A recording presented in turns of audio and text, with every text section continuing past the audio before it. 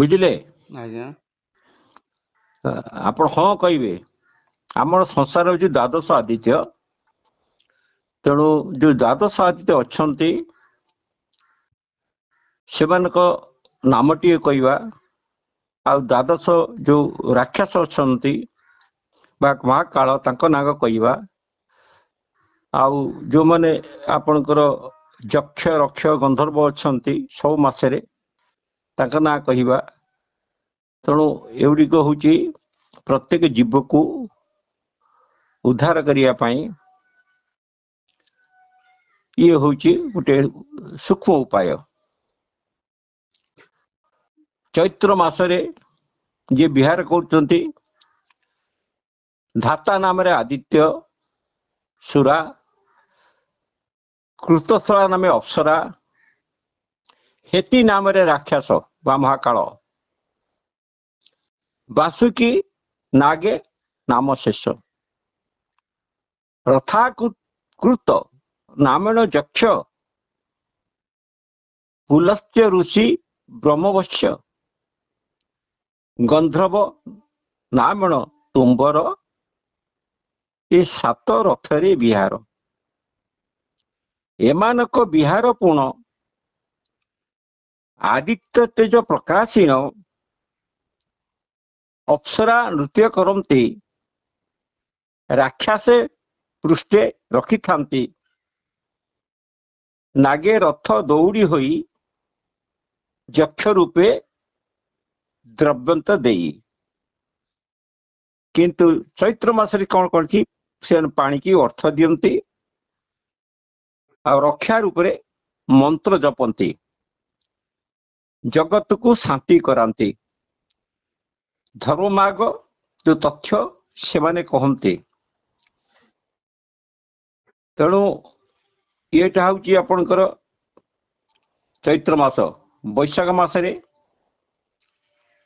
ଆପଣ ହେଲା ଆଦିତ୍ୟ ହେଲେ ଆର୍ଯ୍ୟମା, ରାକ୍ଷସ ହେଲା ପ୍ରହତି, ପୁଲ୍ହ ନାମରେ ମହାଜ୍ୟୋତି, ଓଗ ନାମରେ ଯକ୍ଷ, ସେଠି ପୁଞ୍ଜକ ସ୍ଥଳୀ ଅପସରା, ଏଠି ନାରଦ ଅଛନ୍ତି ଗନ୍ଧର୍ବ ରୂପରେ, କଶ୍ୟବୀର ନାଗ ରୂପରେ।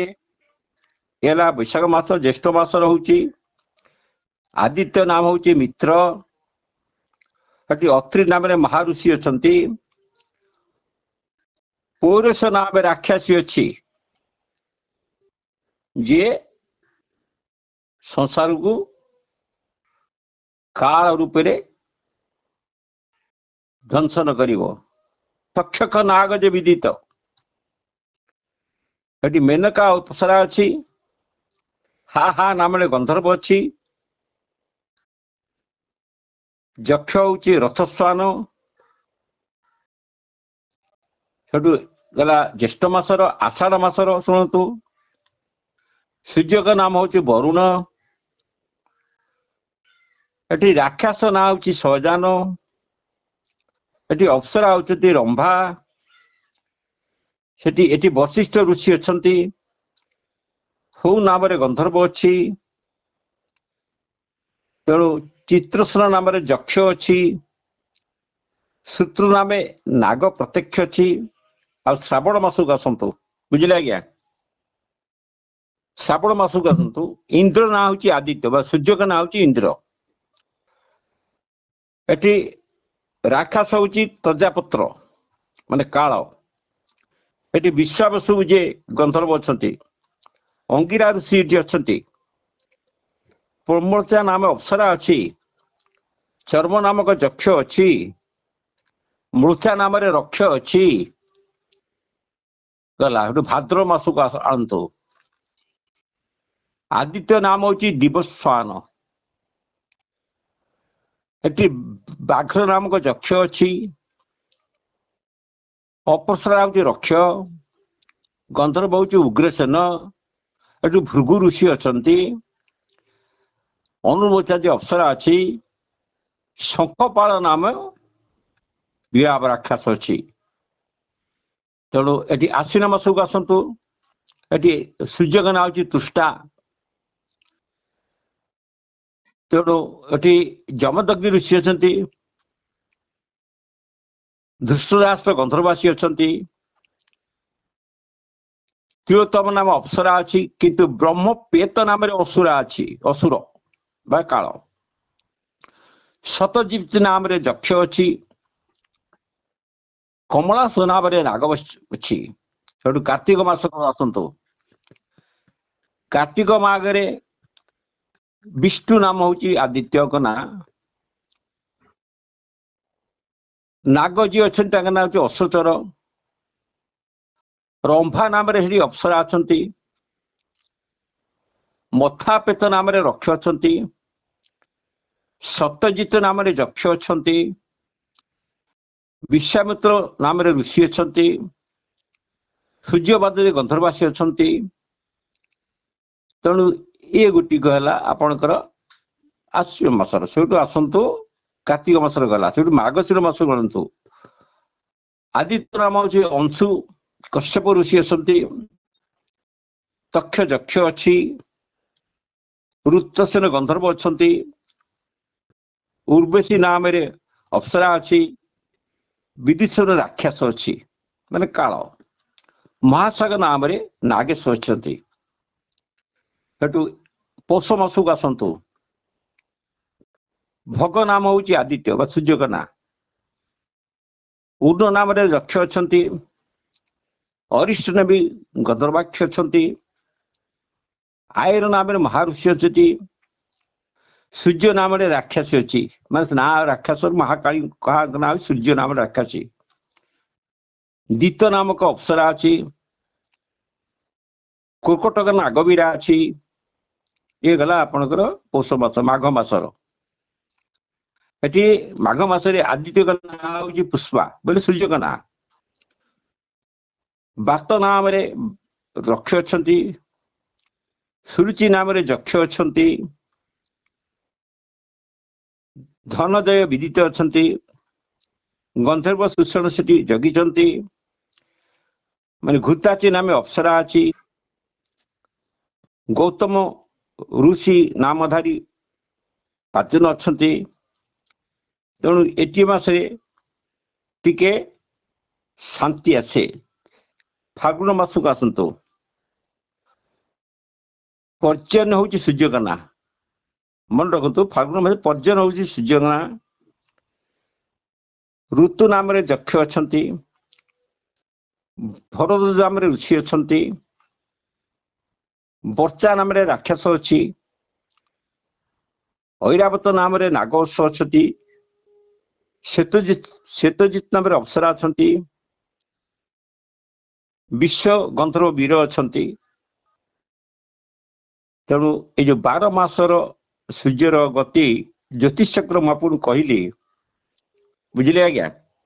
ଆଜ୍ଞା ଆକୁ ଯେ 2 ସନ୍ଧ୍ୟାରେ ଏଇ ପ୍ରଳୟ ସମୟରେ ତାକୁ ସ୍ମରଣ କରିବ। ମୁଁ କହି ନାହିଁ, ମାନେ ବେଦ କହୁଛି, ଜଗନ୍ନାଥ ଦାସ କହୁଛନ୍ତି। ମାନେ ଏଇ ଯୋଉ ମୁଁ ଆପଣଙ୍କର 12 ମାସରେ 12ଟି ସୂର୍ଯ୍ୟଙ୍କ ନାଁ କହିଲି, ତାପରେ 12ଟି ରାକ୍ଷସର ନାଁ କହିଲି, ମାନେ ଯେ ରାକ୍ଷସ କାଳ ରୂପ।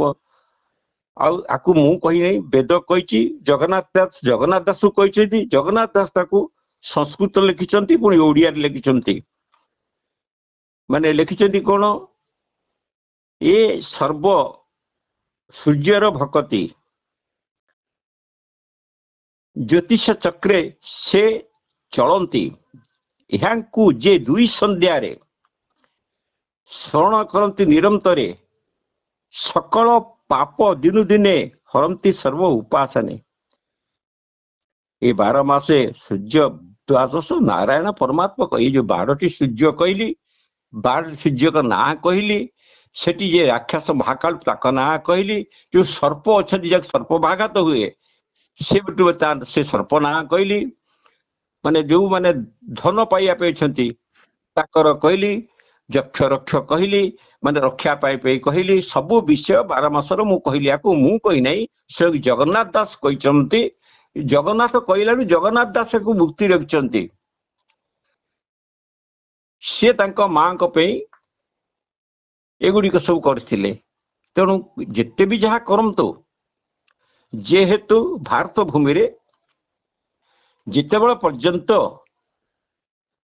ରାଷ୍ଟ୍ରୀୟ ମାତା ଗୋମାତା ନ ହୋଇଛି ସେତେବେଳେ ପର୍ଯ୍ୟନ୍ତ ଏସବୁ ସଙ୍କଟ ଚାଲିବ।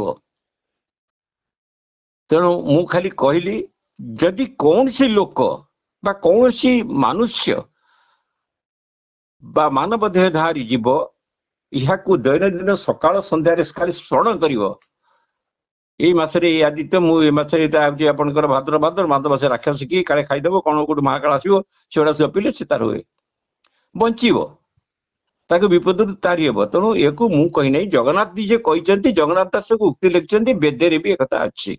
ବେଦରେ ଥିବାରୁ ଜଗନ୍ନାଥ କହିଲେ, ଜଗନ୍ନାଥ ଦାସ ଲେଖିଲେ। ତେଣୁ ଏକୁ ମୁଁ ମନକୁ କହୁନାହିଁ, ଆପଣ ଯେକୌଣସି ବ୍ୟକ୍ତି ଏ ବିଷୟରେ ମାନେ ପୁଙ୍ଖାନୁପୁଙ୍ଖ ଭାବେ ସମାଲୋଚନା କରିବା ପାଇଁ ଆମେ ପ୍ରସ୍ତୁତ। এই ଓଡିପିକ୍ ଚ୍ୟାନେଲ ମାଧ୍ୟମରେ, ଅନ୍ୟ ଚ୍ୟାନେଲ ମାଧ୍ୟମରେ ନାହିଁ।